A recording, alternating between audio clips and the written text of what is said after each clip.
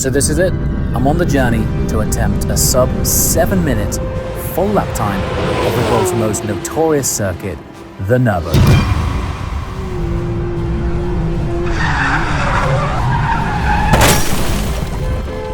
Sub 7 has already been wild, but we're just getting started. The Nurburgring season might be over, but now it's time to show you what really went down. Months of filming, the highs, the chaos, the crash. Welcome to the unfiltered story behind the most dangerous challenge I've ever taken on.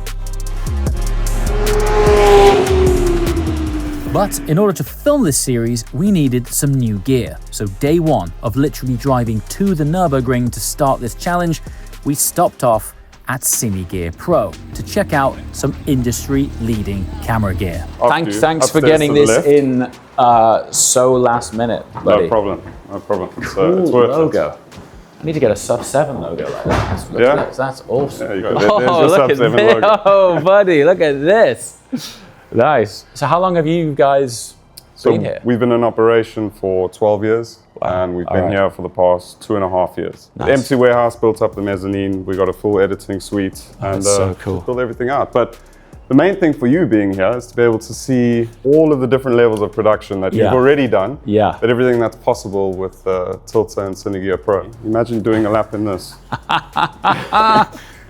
Is that a real thing? This is a Tilta Hermit helmet. This is how they get real POV shots in the movies and things. Obviously, it's for heavier cameras. You can put anything on. And you can see over that. Yeah, well, there's different configurations. That's amazing. Yeah. Go on, stick that on, buddy. I want to see what that looks like. That is amazing. Yeah. So this camera has a screen at the back. Okay. Bit close. Yes. But you could get it done. That is so nuts. So you can go all the way to kit like this even.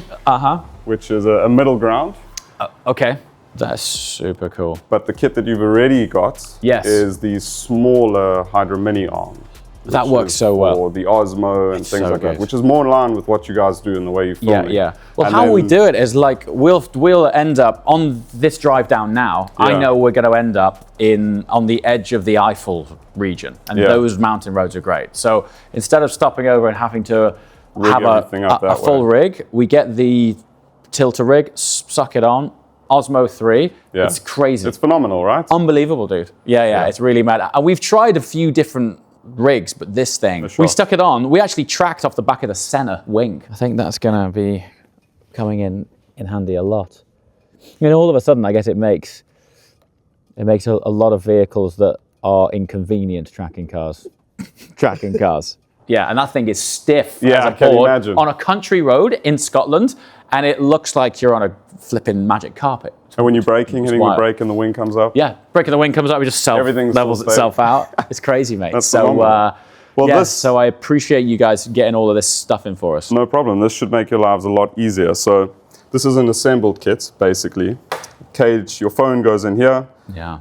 This is the older system we used to have to screw it in. The newer system, you can pop your phone in, clip it in, and you're good. You don't need it, you can take your phone out. But you've got a holder, HDMI, power, a holder for Yorkie here to make his life easier. So anyone watching this right now is going, what's he talking about phones for? Because I think there's an assumption that we film on big rigs all the time. Oh, yeah? If you've watched any of the channel over the last 3 years, the entire thing's been shot on iPhone. Which is incredible. In fact, what you're watching right now is being shot on an iPhone. It's just, since they've, made log available on the phone, when we first started, it was all shot in HDR and it looked a little bit oversaturated. Yeah. But that's wild. There's an actual cooling fan that goes on the back of an iPhone. But since they've unlocked log, it's just incredible. So this literally goes on the back of your phone and cools your phone down.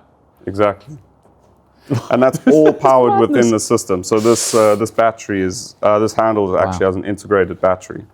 So battery life is always an issue for longer shoots. You're going to be running a battery off of here. We'll run the phone, the lights, anything you need. Interesting thing that we are here for is the hopefully Golf orange. No way. Yorkie, we got an orange. We've got an orange cage. Come on, I've got to check this out. So obviously, because the car was orange, just the theme of Sub 7 just became orange.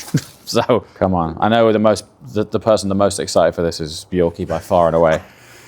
Let's see if they got the Pantone right. Let's see. It's cool. Is it on the money? Oh, how cool is that? Cool. That's amazing. Wow. Oh, dude, are you for real? Yeah, so There is no way. a full editing suite with everything you guys need. I would spend a lot of time in here. You would not see me again. This and simulators are as dangerous for me. I would go into a black hole of editing for days. Yeah, just intravenous coffee here. Yeah. And I just... And no windows. No windows. You just close the door. No clock, so I don't know the time. Nope. Yeah, just vanish away and make some cool stuff. It's pretty amazing. I mean, I would get...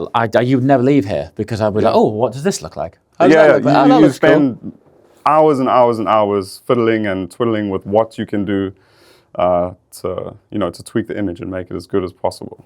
Fantastic. But you can't focus on this. You've got to focus on driving. Yes. No.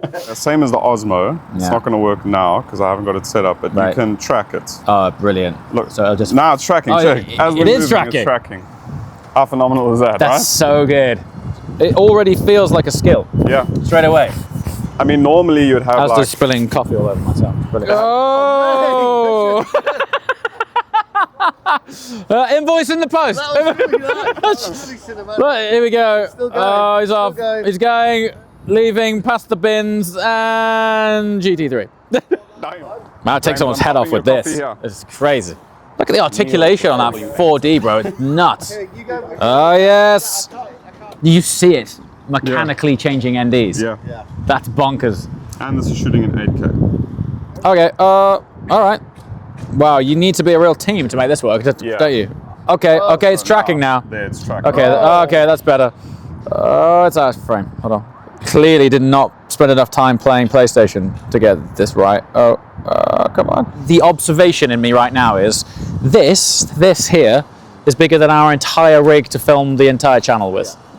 Just a thing to control one part of the camera on that. However, as much as we could have stayed with the Cinegear Pro team and played with cameras all day, ultimately, this was the beginning of Sub-7 filming, and we had to get on the road to the Nurburgring. Oh, this does not look good.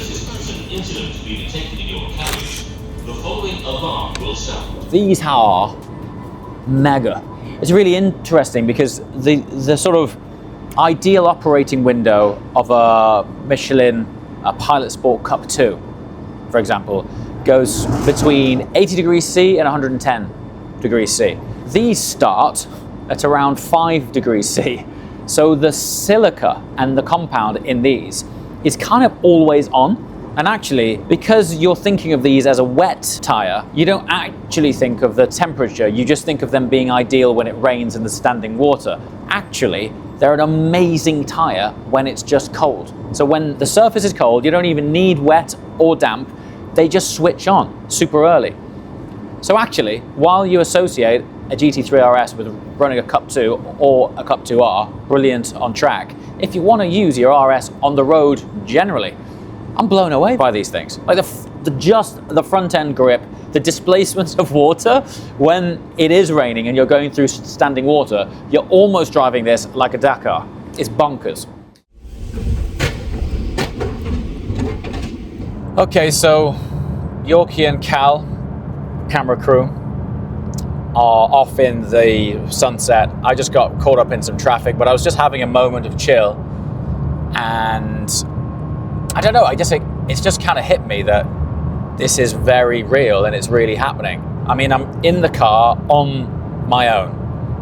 We're approaching 900 miles. Inside, I don't want to get too soppy and profound about it all, but it's really happening. I actually can't still wrap my head around that this car now is going to live over there until we do this thing. I cannot tell you how thankful I am that this car is on these tyres. Really, really. On the one hand, I'm like unbelievably impressed. On the other hand, I'm unbelievably thankful. Imagine if we were on like performance rubber right now. Oh, it'd be horrible. You should see how much water's coming off the back of these, man. It's wild. Really? Yeah. It's got a rooster tail. Yeah. I'm so thankful we fitted the Michelin PS S5 NO wet tyres. They literally saved me in the torrential weather to the ring. However, we only just made it to the Nurburgring in the early hours of the morning for an unexpected day ahead. know what I think when I see cars like this?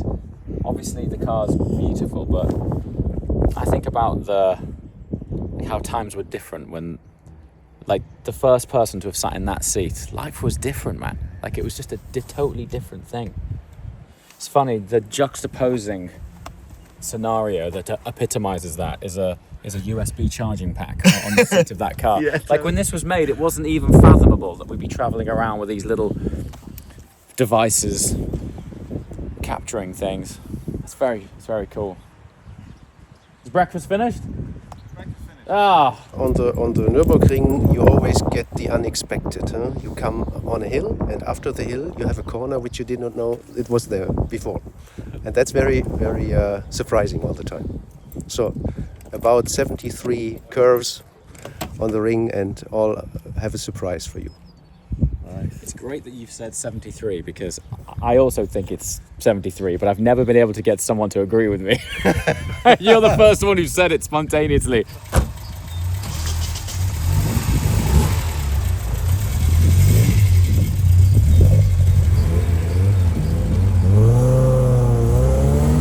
I mean, in summer, this place really is like Forza. In fact, the update of Assetto Corsa Evo is literally built around here, isn't it? You just live here. Yeah. Oh dear. Hello. Morning. Hello. These large-scale ones are amazing. You can do it. It's no problem. I hope you can do it. Thank you. Thanks a lot. Shops like this, easier for livery inspiration even than Pinterest. I mean, our sub-7 livery inspiration board on Pinterest is pretty substantial, but to be able to just walk all the way down these and see them is very cool. That's bonkers. Chrome green's kind of cool. Chrome orange would be interesting. RSR, that looks awesome. I'm going to get that. Little man. How long have you had this shop? The shop, we are here in the third season. Oh, is it quite new? I mean, amazing stuff. Yes, thank you very Amazing much. stuff. It's really I cool. think we do the best for the public. For the Yeah, it's very fans and cool. so. Which brand is known for the best quality? Like, One is the Spark models okay, Spark and models. LAC 83. Okay, It's this one. Work This 83 one. and Spark. Yes, we Okay. have really big stock from LAC Yeah. 83. That is really nice now, and you see that is some things from the 90s and from the 80s, and so that is Yeah. really nice to see that one. All the other ones have new ones. Sure. Yeah. Yeah. Thank you so much. Is your next. Next car. Take care, Bye. bye. Did he tell you where's good to go then? Well, he said the unique thing about the ring is that most race circuits in the world, they allow you to walk around some parts of the track, but most of them have dedicated seating areas. Yeah. As this has a 20-kilometer perimeter walk. You can go to any single part of the track. The irony of it is, the world's biggest racetrack gives you the most access to the entire track. Sick. It's cool.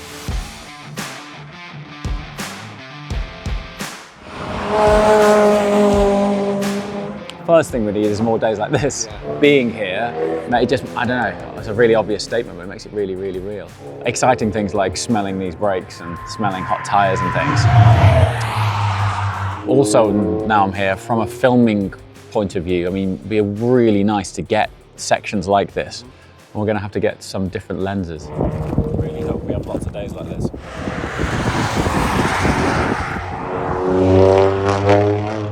Just walking 20 feet up, the difference in perspective of how tight this corner is, being on the apex or before it, is huge.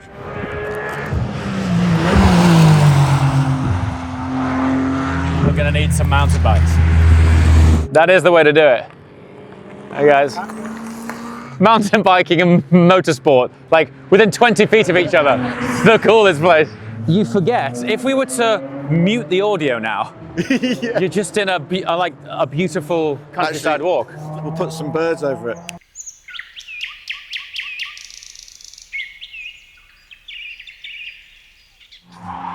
Oh, understeer. Oh, he has stacked it as well. I mean, look at the trail, this is endless trails. That goes for 20 kilometers. We have had an introduction to the reality of the ring. We've seen 2 crashes. Look, I mean, we're all aware of it. None more than I, because I've had to strap myself in for this ride, but seeing it and being aware of it are two different things, particularly on our first day here, effectively. On a bright, sunny, perfect day, yeah. I cannot get over how steep the sections are when you're on them to when you're in the car. If someone had have asked me to have drawn the topography of this from in a car, it would be almost flat. I don't mean flat throttle, I mean flat, like it's like this. It's like you're nose diving down a hill here. It doesn't feel like that at all.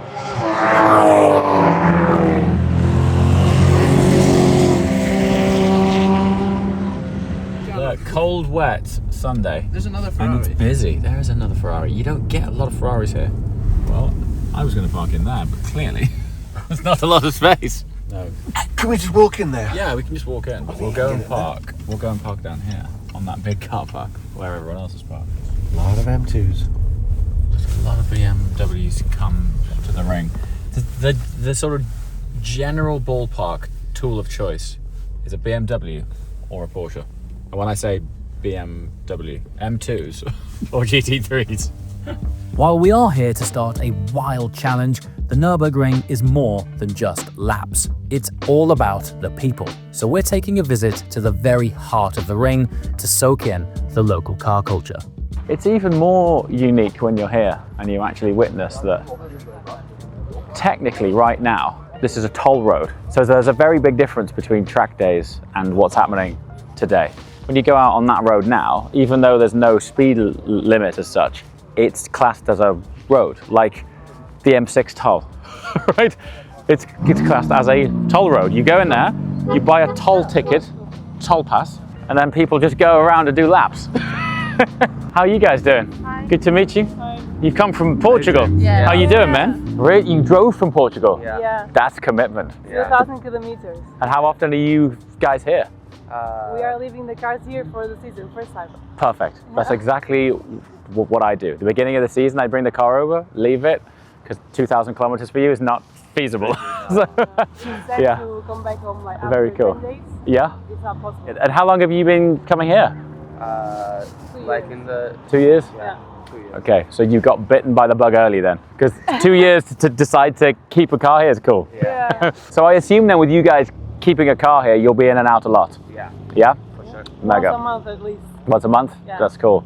I'm trying to break my own record this year and come like 12 times. So we met with the Nurburgring 2 weeks back, and they said as part of this new AI system that they've installed over 200 new cameras.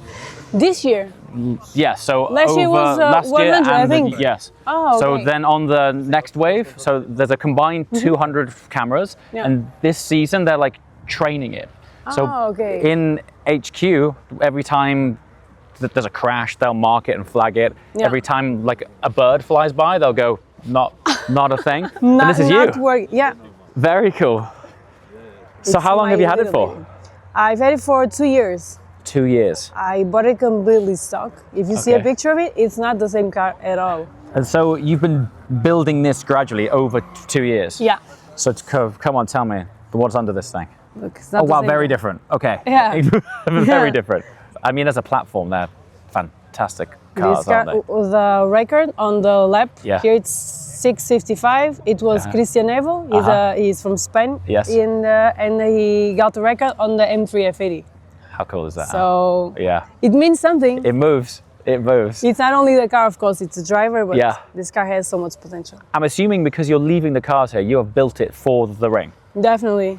Yeah. What is it about the ring? Like, I mean, you know, in your country, you got Estoril, you got Portimao, Yeah. you got some great circuits, you got some great history. Yeah. Why is it that you've come 2,000 kilometers to come here? Yeah, because in Portugal it's really expensive. If we come here, Okay. if we just go for some laps, Yeah. it's 30 euros on lap.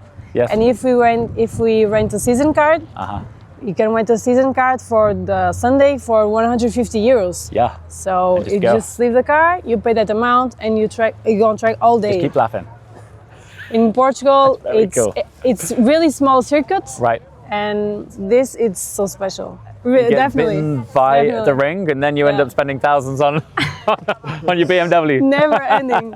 Yeah, you will do. Real pleasure. Stay safe. Enjoy the car, and next time we see you, we'll catch up. That'll be cool. Enjoy your time, guys. Bye-bye. So that gives you an idea as to the international draw of this place. 10 nationalities have come from mostly different parts of Europe to lap the ring in just the last week alone. Interestingly, UK Petrolhead's taking #1 place in March. This is open from 8 a.m. till 6:30. You can just lap. If you get very expensive, it's like 30 euros a lap, but you could just keep lapping. That's pretty cool. Ahead of getting on track, we stopped by Virtualine to meet founder and pro driver Fabio Grosser and get some seat time in the sims they build to get me warmed up ahead of driving the real track. Cool, perfect, good. It's really cool. This is how it should be. It is, yeah, it is. Yeah. Cars on carpet. Yeah, I know. It's still is a workshop, but it's like he was saying you can lay down on the floor. Yeah. And maybe eat it. He has a house across the road. I said, well, why? Exactly. Yeah. Take the standard seat out of the car, out of the real car, to put in a proper seat. I think as soon as possible. Okay. Yeah, we were just saying that because I might use my Porsche seat for the sim. If it's laying around, why not? Yeah. Otherwise, it's just going to be gathering You're dust pretty in cheap, Manti. Yeah, nice and cheap. The seat's more than the bloody simulator. Yes, right. Right? So how much benefit do you find the motion platform gives? I will turn it off for you, then you can test it, and then I will turn it on for you. Then you have the best and is this, answer to it. Is this motion or butt kicker? It's both. It's both. So you have vibration and motion. Because the vibration, the Manti one's like static, but it has the butt kicker. And I found that was fantastic. Yeah. Just for undulations, curb, like that was really cool. And also you can go for normal seat, but if you sit in here, like this is exactly the viewpoint. So you don't see any room here. Okay. Because you do not need a bucket seat like this because you don't roll over. Sure. Hopefully. Maybe you will right? figure We don't out. roll over, do we? Okay. GT3 race car steering wheel. Right. But you can also add like a normal steering wheel, which is a bit more close to a normal GT3. So if I want to bring it forwards? Yeah, first position to the steering wheel, and then we do the position for the... Right. So I could do it just being a bit closer to the wheel. You have it like here, like the normal so gearing, then you can push just it like normal. forward. So this one now, it says like 150 kilograms. We figured out the setup. It's not 100% finished yet.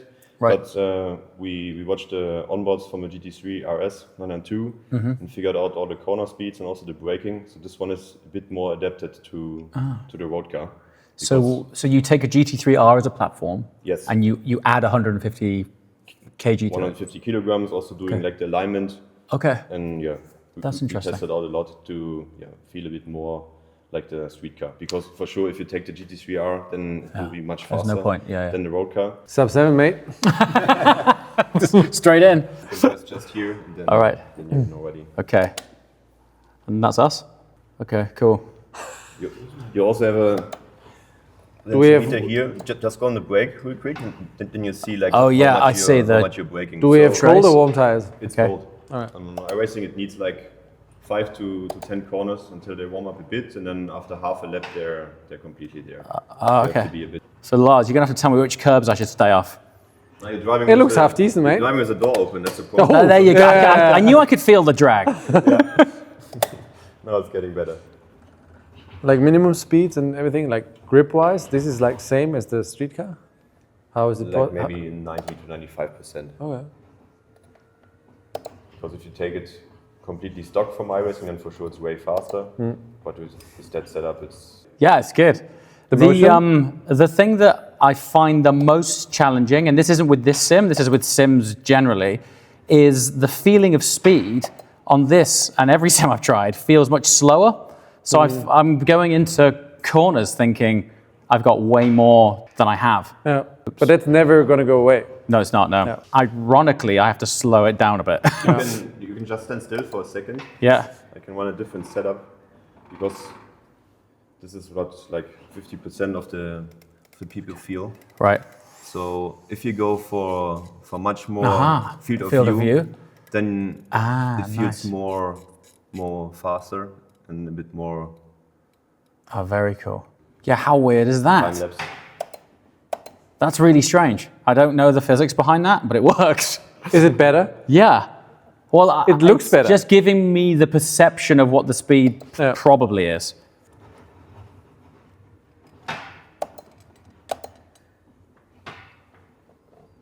So you see here the software from the pedal. Now I just push it completely now. Oh, dude, that's wild. To the max, so you definitely feel the difference. Whoa, that's crazy. $2.06 a litre. $2.06 a litre. I've never seen it go up that fast. Look at it. Look at the numbers. Look at the numbers. Dude, it's gonna hit €100 before it hits 50 litres. Boom! 48 litres, €100. What? Race gas! This is it, the big day. After months of planning, this was the day it all began. My very first time on the Nurburgring in the new GT3 RS. First day, Yorkie. Wait, so we're actually here. You're doing it, bro. Good luck. Thanks, pal. I've got to be honest, my nerves are already through the roof. Little did I know just how traumatic this challenge was going to be. Oh, this is really weird. I've been thinking about this for so long. It's super strange. So, look, it's 6 degrees. This is pure sighting, scrubbing tires, getting a feel. This has nothing to do with time, okay?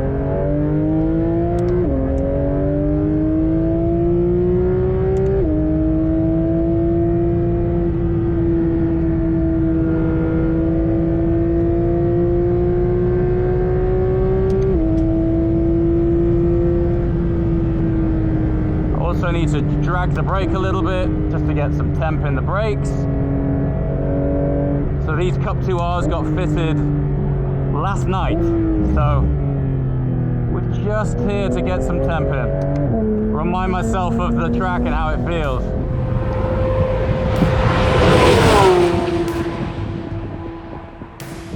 With both car and Michelin tyres now nicely warmed up, it was time for a lead follow with pro driver Lars Kern.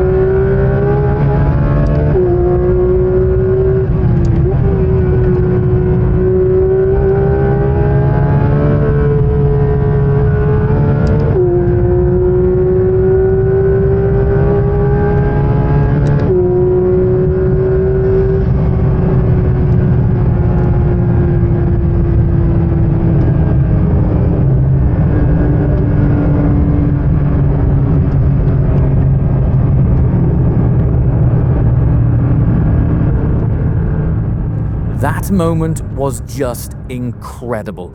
Following a pro driver at proper speed was the first time I got to feel what the GT3 RS was really all about. The massively enhanced aero on the 992 generation GT3 RS is incredible, and the grip levels, when combined with the Michelin Cup 2R tyres, is astounding. That was just one of hundreds more laps like it that I would need to do before even thinking about a sub-7 lap time. But it's a long season ahead, or at least I thought it was. Second day on track, back to back. Interestingly, the last 2 track days, yesterday and today, were not part of the plan. They just were presented to us over the last month. In fact, the one we're doing today was presented to me while I was here. So this is a great example of why Michelin provided bonus tires. Because I was like, listen, these are the sessions I've got booked, and we've already got 2 more. And this might happen throughout the year. Why I'm happy about it is more seat time, which I really need.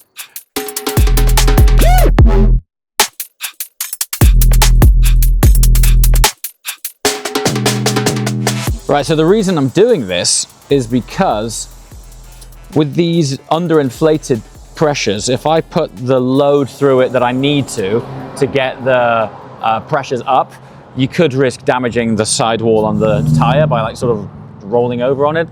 Not much, but a bit, it could do. So I'm just gonna get this right and take all of the air out again in about 2 laps time.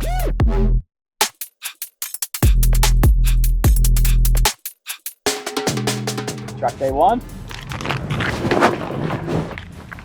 It felt so smooth as well. I was like, you nailed it.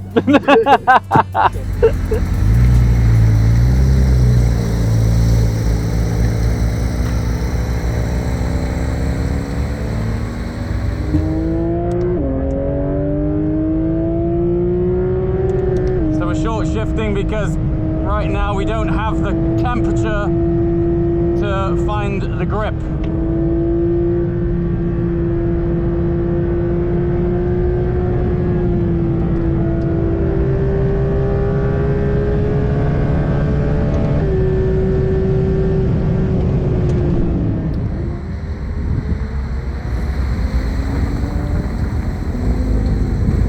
Just gone out, hot lap, getting some temperature in these tires. The tires are shot. We've done a full track day on them yesterday. Today's not about time. No instructions, no lead follow, just familiarizing myself with the nuances of the circuit. So having a well-worn Cup 2R isn't really a problem right now. But even still, when these Cup 2Rs drop off their peak operating window, the rest of the day, they just sit at the like normal operating window of a Cup 2. They're an amazing tire. So still putting in some great laps. I'm really starting to get a lot more confident with the nuances of the circuit. The sleep last night must have grown my testicles about 2 mil because there's a couple of corners I'm now flat where yesterday I wasn't. With all the camera gear to film this series, we had to drive between every track day, a 10-hour drive home and back to the ring each time. We spent a lot of time on the road this season, while the GT3 RS was left at the ring, making it much easier to find opportunities to head out last minute if we needed to.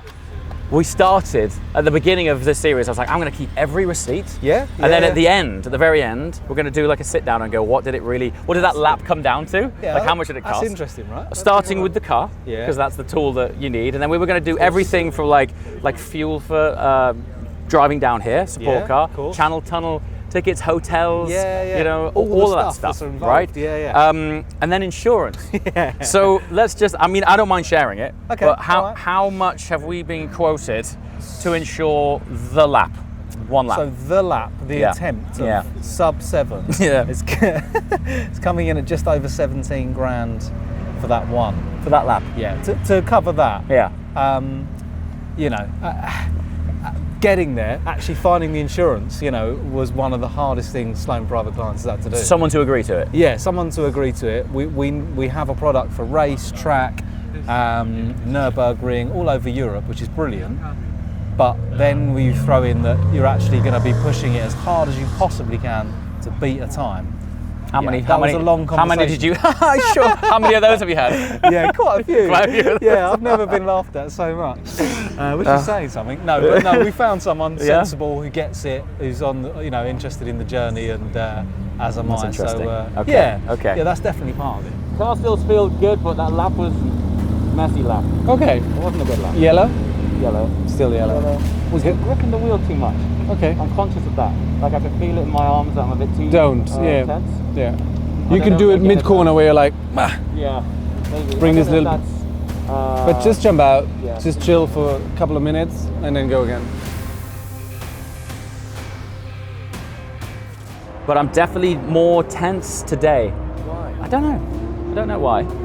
Today, like in my arms, I mean, like specifically in my arms. I think I'm holding myself a bit. Maybe some little psychological background tweaks, but definitely gripping the wheel too much. I don't know why that is, but a bit too tense. Car feels fine. We've had the last training session with Lars. The beginning of the last day was suboptimal. I just wasn't in the game. Then the end of the last day came together quite well, and we left on a positive note. And I'm going to try and remember what I did differently during that last half of the day to make it come together much better than the first. Once we're back to the sort of benchmark area of performance that we think we need to be, then we'll get the V-Box data out and start chipping away at time again. I thought this was just another one of the hundreds of laps that I was going to do as part of this series. But this lap was about to change everything.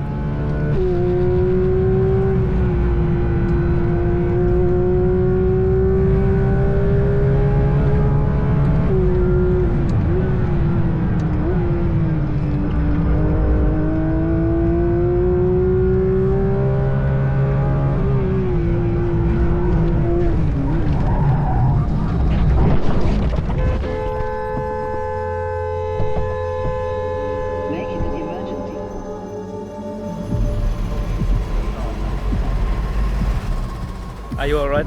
Thankfully. Yeah, had some back, took the curb, but not enough curb, and it just straight on, so yeah.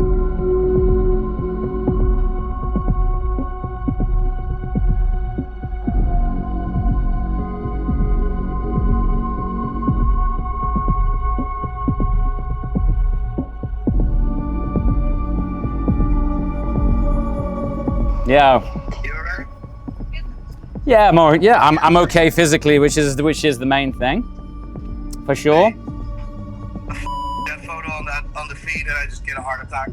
I know, bro. That photo actually doesn't show the other side of the car. I'll send you a picture of that. But this episode just got interesting. Like we're at a conversation point where do we buy a second car? We're at that point at the minute. Well, so. I like that you say that because you can't give up now. No, we're not giving up. We're not giving up. I mean, this is now we're doubling down now. Like, you know what I mean? It's day, but long term, I think it will be more rewarding. Well, you knew it was never going to be easy. Yeah, I know. This moment was just the worst. You may have seen the crash unfold in detail on the main Mr. JWW channel, but in that instant, I lost my coach, my car, and a bucket load of cash, with a quote from Porsche of over 200 grand to repair it. At this point, the Sub-7 program itself was in question. But all was not lost, as Mat Armstrong came to the rescue, offering to rebuild the car in record time. As soon as we touch this car, our 24 hours starts. And this is 24 hours of labour. Every time we start touching the car, the clock starts ticking down. That's the airbag module. Luckily on this, we can reset that with the OBD. We don't have to actually send that off. Right, there she is. That's it. And all that's doing there is the power from the battery goes down here onto that and allows all this body electric to power up. But the one thing it's stopping the power going to is down this wire here, which goes directly to your starter motor. And that's why it won't start. 6 hours in, and we've done a full strip down. Everything that needs to be stripped down is stripped down and off. All the damaged parts are off, bar the wing mirror. Not bad. And there was no way I was going to give up that easily. While Matt was working on the car, I headed back to the ring for one of the most unique training events I've ever experienced, the Scuderia Hanseatic. I don't know what it is about this part of the world or Belgium or whatever, but seemingly every time, literally every time we've been on this journey, it's rained.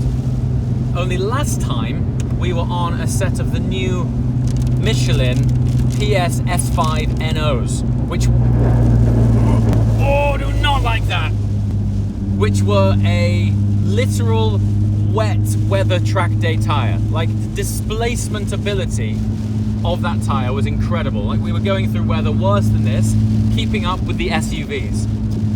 This has a fresh set of Cup 2s on it, and it does not like standing water. To the point where I actually wish we hadn't have just left that service station. Like, I could really do with not driving in it. It's just hideous. And it's interesting not back to backing those tires, but I drove down 1 month ago in conditions like this on those Michelin wets. It was like I was in a 911 Dakar. I just plowed through standing water. Now I'm on a track performance compound, and it is not like that. In fact, I'm a little bit stressed out about it because the car's kind of moving around a little bit at times. It must be, because there's a lot of people just chilling here. To Buckley's press by Maxime Martin, but he is quite a bit closer to Julian Andlauer's.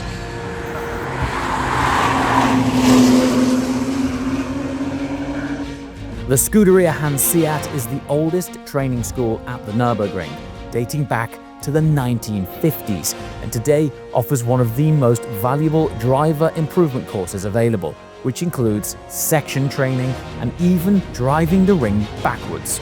Ahead of going on track, Scuderia Hanseatic provide an all-important track walk to get up close with the reality of the surface and curbs at the Nurburgring, a really valuable and eye-opening experience. So when they say stay off the curbs at the ring, there's maybe 2 or 3, right, that you can consider riding.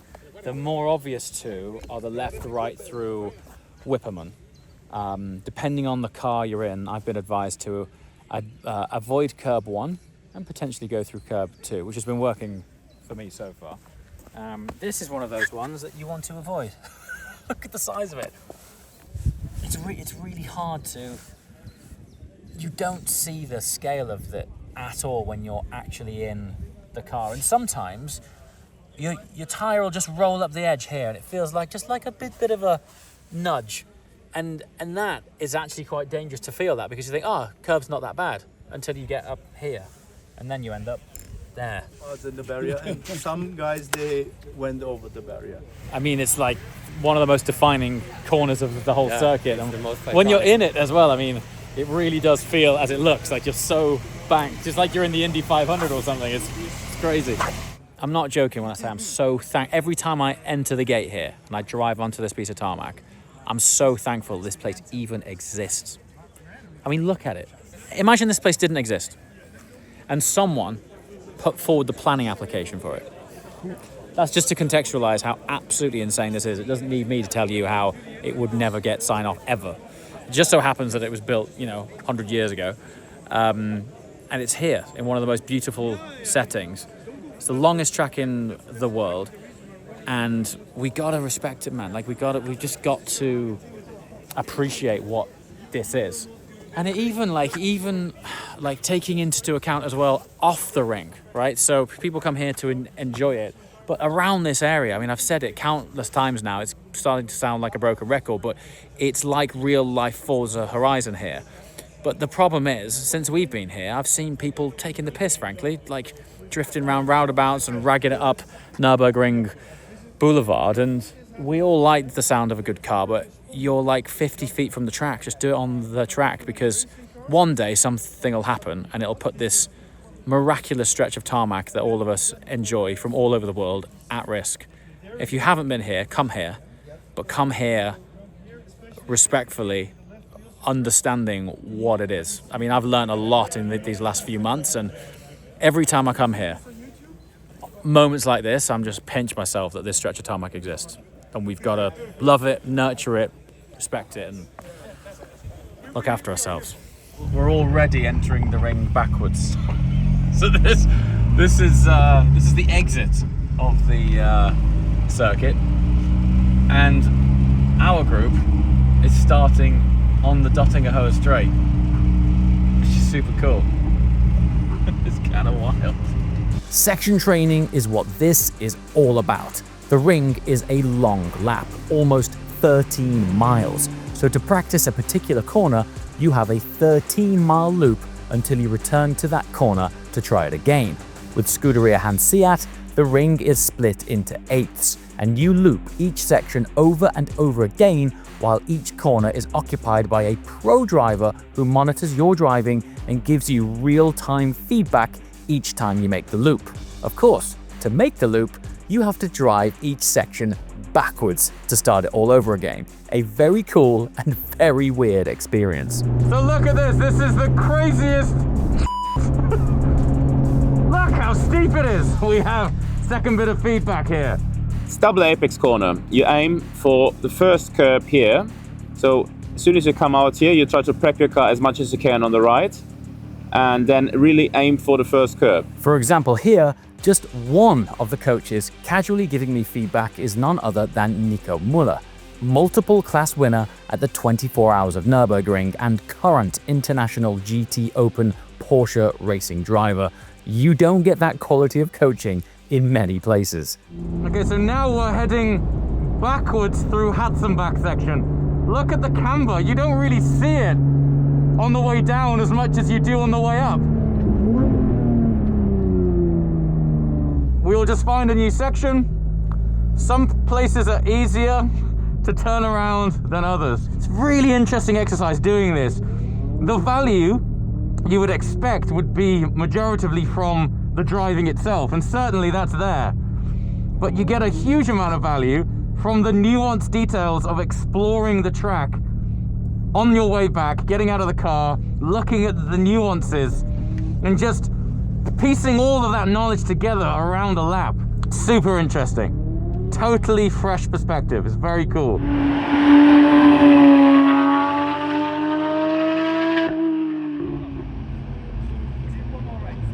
Is it Flansgarten 2? Yes. So Flansgarten 1 with the new asphalt section, and then the new asphalt ends before Flansgarten 2, before the big jump. Even in exactly where you need it. Exactly, yeah. Yeah. Because like yesterday and the year before with some rain, you felt really great here, and then you had to do the switch for Flansgarten 2 because it's like 30% less grip immediately. So over a good jump. Yeah, because if you take this grip level here to Flansgarten 2, then you're like, oh shit, yeah, I missed it. Right.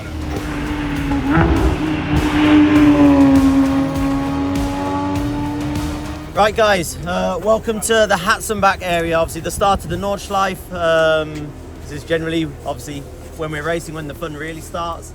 You go Sabine Schmidt heading down, and obviously there's curbs that we can use here to our advantage. You don't have to use them, but obviously in the race car we do because we believe it's a little bit quicker. You got to be a bit careful, obviously there's quite a lot of trail braking into some of these corners, so the rear might move around, so you just need to be a little bit steady, wait for the tyres to warm up. I mean, this is where it all went wrong. So looking at the onboard, which was not ideal because it was on a helmet cam, not the V-box, because we weren't doing any training at that time, frustratingly. It turns out I was a tire width to the left. You've got to literally put it on the dirt here. Hence you can see there's been some landscaping taking place here. Because I got the line wrong, this curb just unsettled the outside of the car. You're coming in at quite a pace, and by the time it's unsettled, your trajectory is wrong for this next corner. Tried to correct for it, but the car's all out of shape. Ended up in the barrier. So the frustrating thing is I learned I don't actually need to take the curb. Oh God.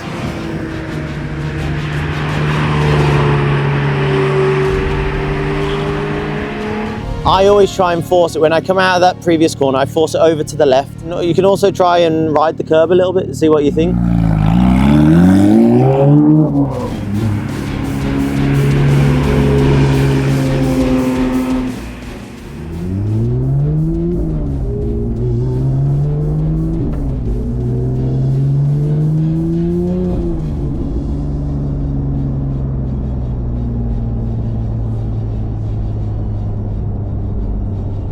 Effectively jumping and turning at the same time. Again, the elevation on the Nordschleife when you're driving, when you watch videos, is not necessarily shown, but on a track walk like this, we can clearly see that you can see the fencing on the other side, how much it then drops to the other side. It's a full-on few days of intensive training. So let's meet the man behind it all to learn more about this truly unique Nurburgring training program. Even though you've introduced a new format to the event, how long has this been going for?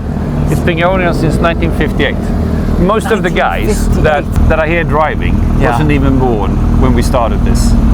So Scuderia Hanseatic is the oldest driver training in the world. I think that there's a Skip Barber thing in the US, which also is very old. Yes. But this is basically ground zero for modern driver training.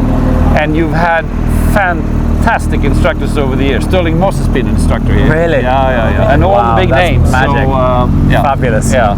Very cool. And the continuity is very special. So that's, it feels like all my predecessors that's been running this is more like a big honor to write the next chapter. So that 10 years down the line, someone would say that, you know, we elevated it and took it a step further.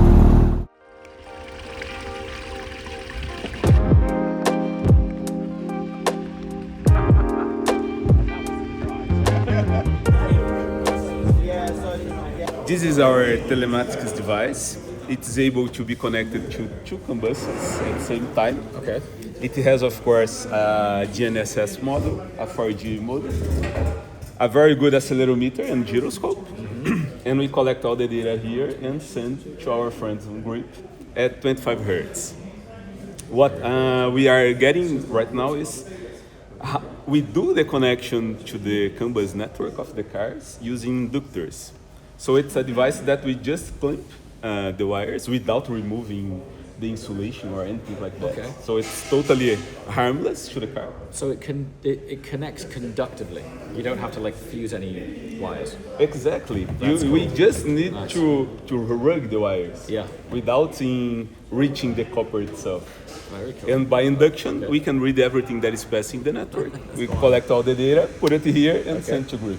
Wow. So it's not invasive on the original car. Not at all. It's clip on, clip Not off. at all. Totally harmless. That's very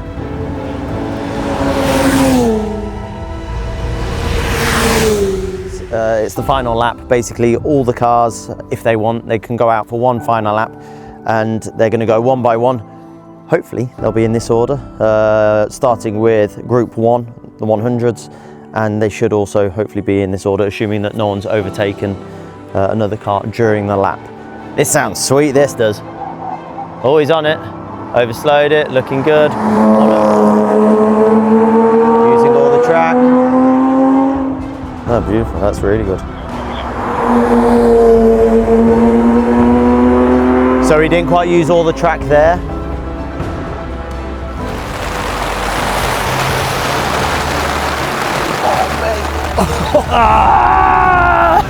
Help! This is like... Meanwhile, back in the UK, Mat Armstrong was rebuilding the GT3 RS, doing an incredible job in such a short period of time. After our 24 hours of labour, I'm nervous. Are you ready to see it? I'm nervous. I'm nervous for a while. Here we go. No way. It's like box fresh. Bro, I can't believe you pulled that on. That's absolutely bonkers. So it is brand new. The whole car is brand new. is literally like looking brand new. That is ludicrous. With no track day dates available at the ring anytime soon, we join Mat on a European road trip in the newly rebuilt GT3 RS to give it the ultimate shakedown to ensure it was running perfectly before heading back to the ring. I might fly off down the motorway. Just ripping my door card out. We ended up at Circuit Levante in southern Italy, and testament to Mat's incredible work, we beat the production car lap record here in the newly rebuilt Porsche GT3 RS. Hold on a minute, we're first place on the official published leaderboard. Yeah, so, you know, car that 2 weeks ago was written off. Yeah. So if that's not a win, I don't know what That is a win. That is a win. Well done, mate. Well done, mate. At least. With the GT3 RS fully back in the game, there is only one place left to go, and that's back to the ring for more training. This time an open pit lane track day with pro drivers from Scuderia Hans Seat to provide coaching throughout the day. Let me just run you through this car park. I mean, if you didn't know, you wouldn't believe that we were on the Dottinger Hohe Straight, right at the very end of the longest straight in the world. We've managed to park up the entire group of Scuderia Hans Seat cars in attendance. So good to have this back, honestly, so cool.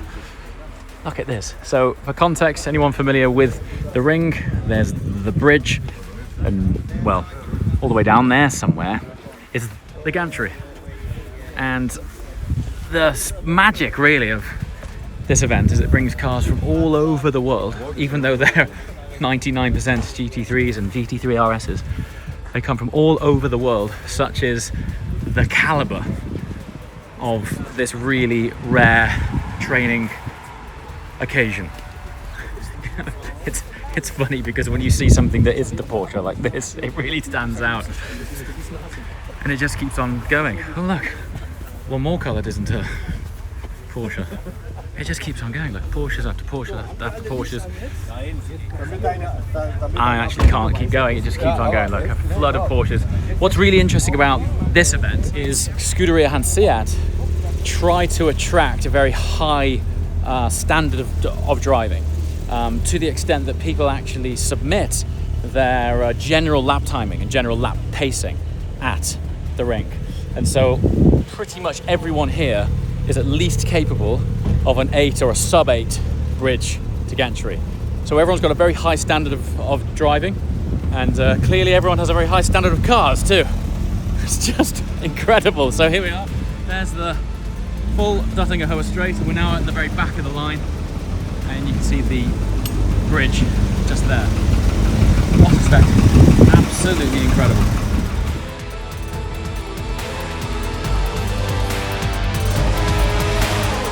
I can't tell you how good this feels. Like, to return, the last time I was here, it was still great to be here, but I wasn't in the right car, I wasn't in the right frame of mind. It was raining, and all I could think about was just being back here and doing it in the car that I was supposed to be in. And now we're back. And don't forget, between then and now, there was a very big question mark over whether I could even continue in this car.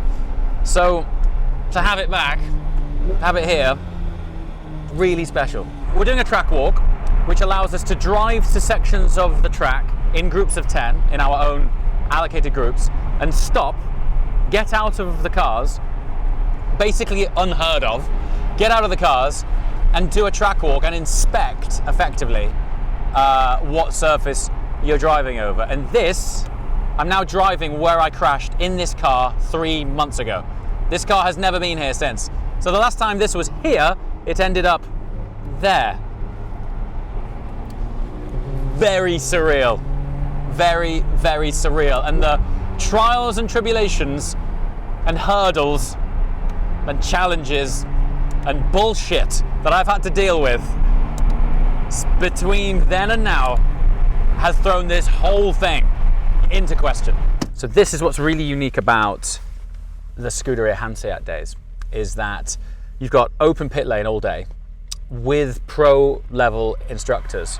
I mean, take for example, we've got Adam Christodoulou here, who is a current works factory driver effectively for Mercedes-AMG, and you can just go and walk over to him and say, could you take me out in my car please and give me some coaching, or could you watch my onboards, or could you give me some tips, and to be able to have that real-time feedback from a current pro who races at the Nurburgring 24-hour, for example, is one of the reasons that this event is so special. But the other reason is you get to be on track all the way up to lunchtime, and then lunchtime comes, and then rather than it just being a blocked out hour of doing nothing but stuffing your face full of unhealthy crisps, you get to do a track walk. But sometimes, on very, very rare occasions, you get to do a track walk in your own car. So we're able to step out and then get scenes like this on our own cameras. Mate, I'm actually jumping like a kid. I can't tell you how happy I am to be back here in this car. I can't tell you how happy I am. I got to say a massive thanks to Mat Armstrong, really, because it was touch and go, but he did it, and we're back with green ticks, no less, from an official Porsche dealer. So this thing is certified, ready to rip.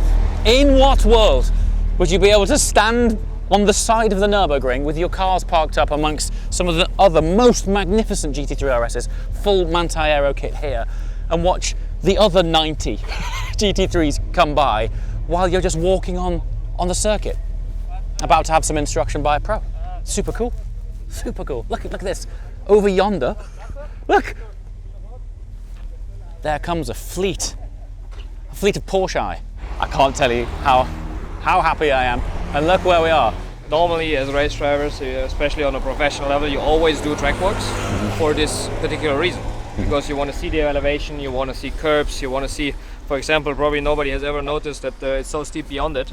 You're not supposed to drive there anyways. Sure. But especially at apexes, these can cut up your tires. So it's good to have seen it in person, that Absolutely. these are not good for the tires if you want to cut somewhere, especially on looking at curbs. So why we are here, why we walked a bit back. So I want to look at two things approaching Swedenkreuz. This is when we come over the crest behind us. You can see the track is basically coming a bit from the left, and then what people tend to do when they're approaching over the crest, they don't have the car positioned. They come here somewhere in the middle, and before they resurface it, you have seen many crashes because people came over the crest, and on the left side it was really bumpy and it didn't work at all. So one of the things unique to the Nurburgring, the general guidance, with the exception of maybe 3 corners, is stay off the curbs. And when you do a track walk, this one, for example, exit of Swedenkreuz down to Orenburg, the edge of this curb, for a tyre at 150 miles an hour, that is a razor blade. Training days in the manual GT3 and track walks complete, it's time to get back on the ring for the very first time since the crash in the GT3 RS. I just need to take that corner and curb to rip off the plaster and get back at the game. Okay, entering the Nurburgring for the first time since it all went Pete-tong.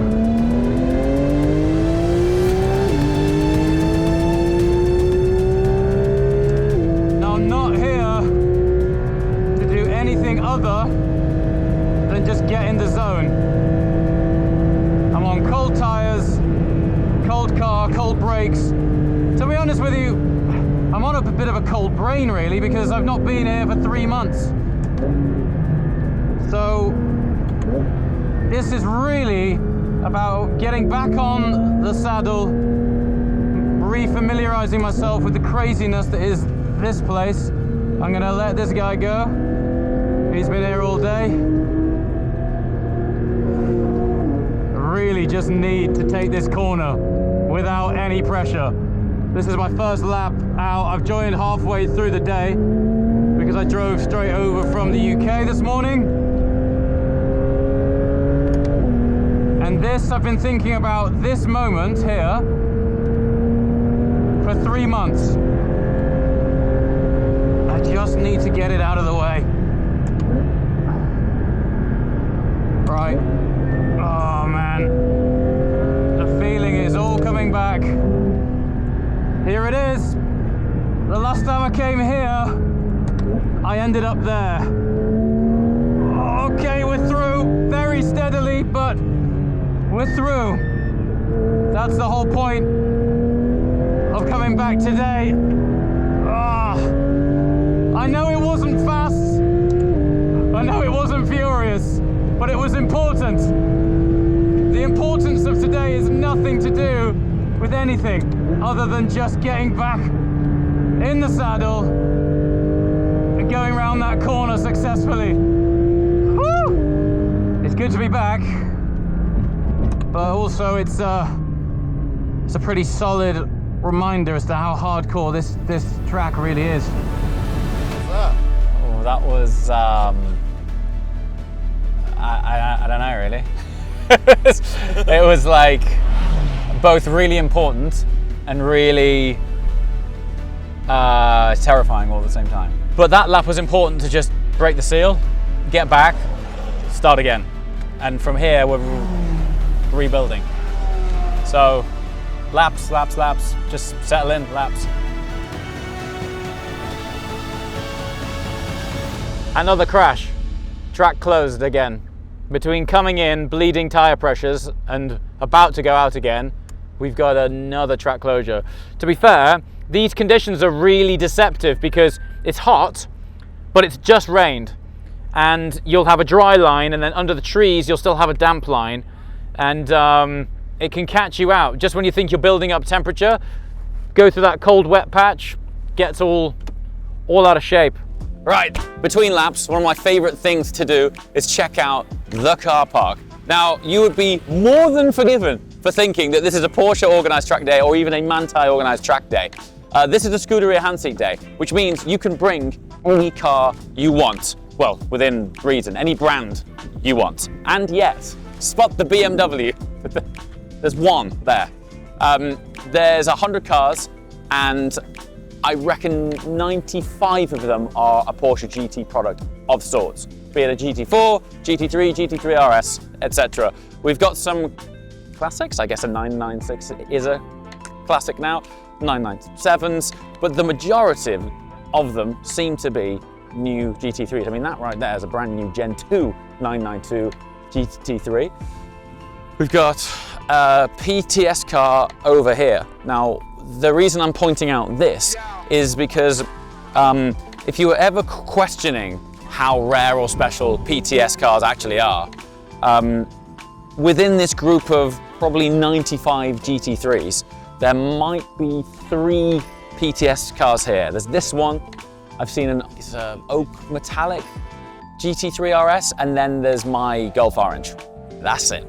Right, so, and this is probably right now the highest concentration of GT3 RSs in one place in the world right now.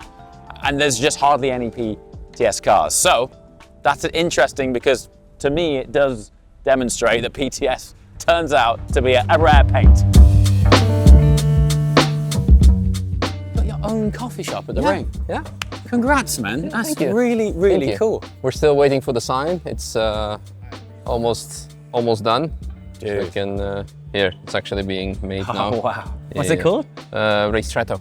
Ristretto. Like, you know, Ristretto, the coffee, but then the race. How much fun did you have coming up with that? A lot. Ristretto. Love it. What other names were there? What was the one that was second to that? Carpuccino. Oh my, oh dude. Dude, I'd have been spending all night going, oh, what about this? How many puns can we come up with? Yeah. So good. Wow. Yeah. So, I don't know, do you like coffee? Dude. I am living on it intravenous. So then you probably know that there is no such thing as good or decent coffee at a Nurburgring. I do know that. I am well aware. So I have the same problem as someone who likes coffee. Yes. Because for me, like, you know, for me, the golden standard is some gas station at Italy. Where you stop there and like, oh my God, it's the best coffee and pastry you have. Yeah. So let alone when you go to some Mediterranean. Ciao, ciao. Hey. And yeah, so basically everything what we have here, like the furniture was designed and assembled in Italy, in Florence. The machines are La Marzocco. So dude, I'm really proud of you, man. It's so sick. It's so really cool. Let's get you some. Wow.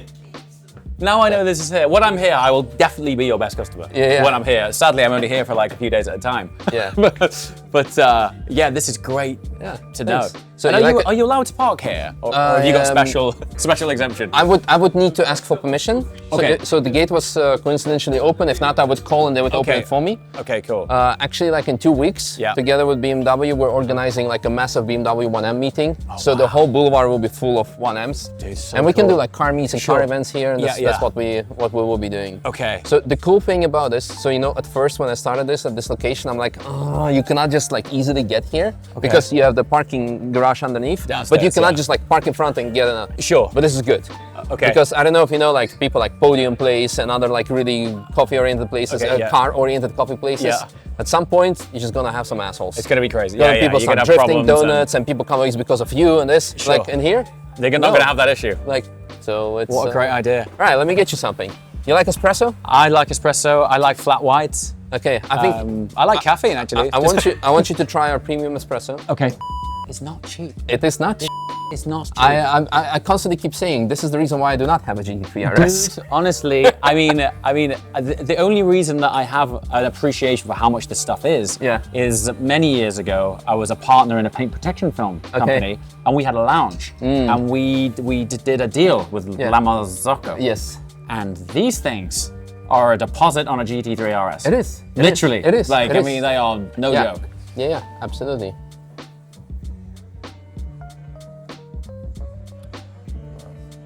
So good.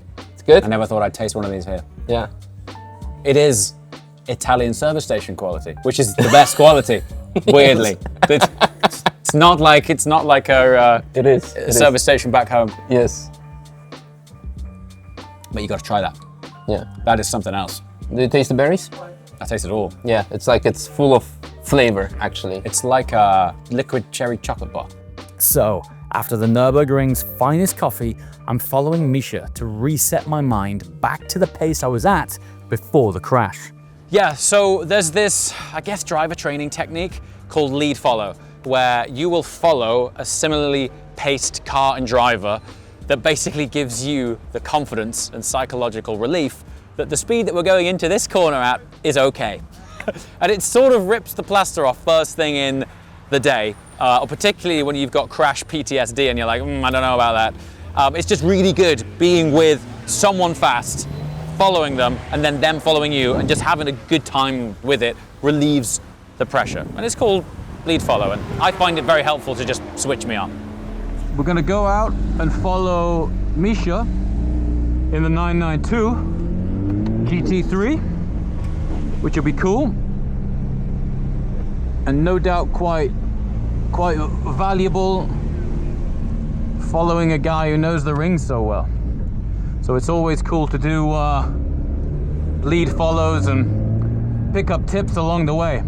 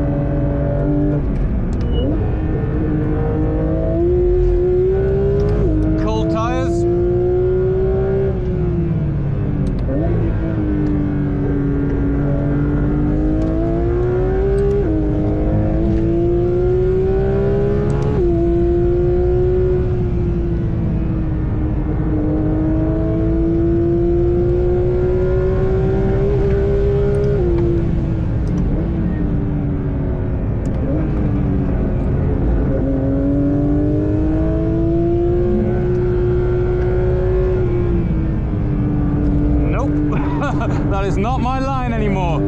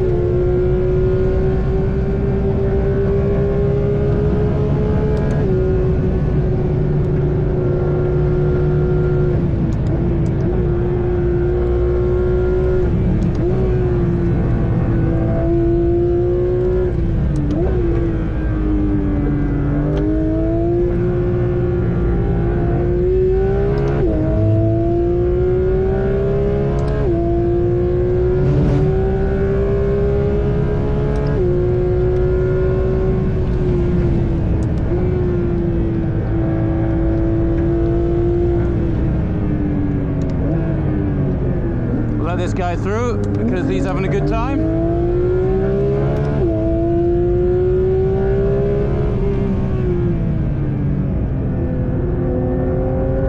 Really late apex there, it's quite deceiving.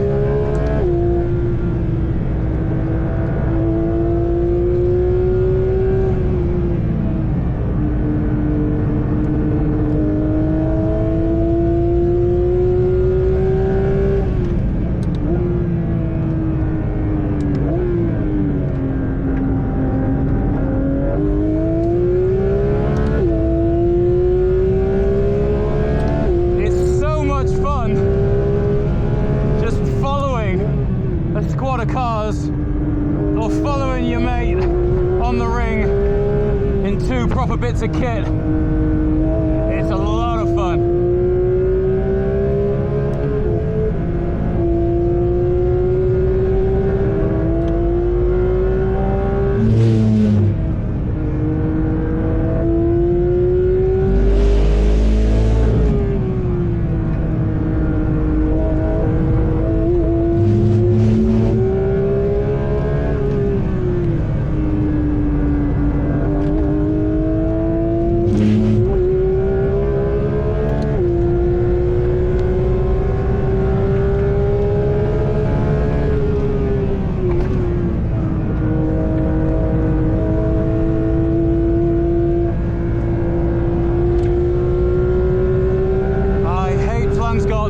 Like, I hate it. Just there is horrendous.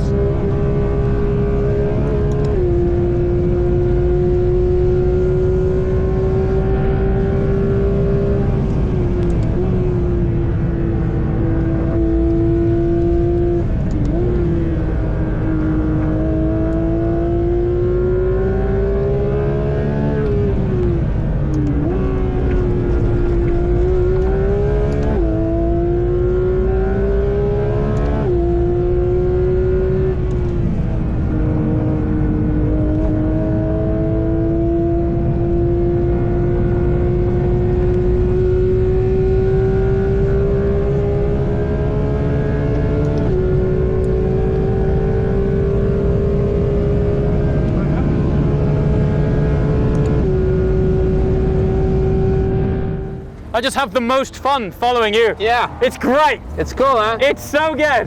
It's really cool to just like have a dance partner, you know what I mean? Yeah. It's wicked. Yeah. Oh, I'm sure you have some nice views of me like it was wicked, man. It would make you are hustling this thing. Honestly, following him is awesome. It's just so good. Yeah, it's good fun. Yeah, it's great. I think it gives you a lot of like, it's easier following someone, right? So when you follow someone and you're going in, and obviously less horsepower, less aero. Yeah, less tire. Less tires, so it also gives me confidence. Yeah, I'm like, okay, well, if he's going in, it should be okay. Yeah. So that was wicked, man. Yeah. Wow.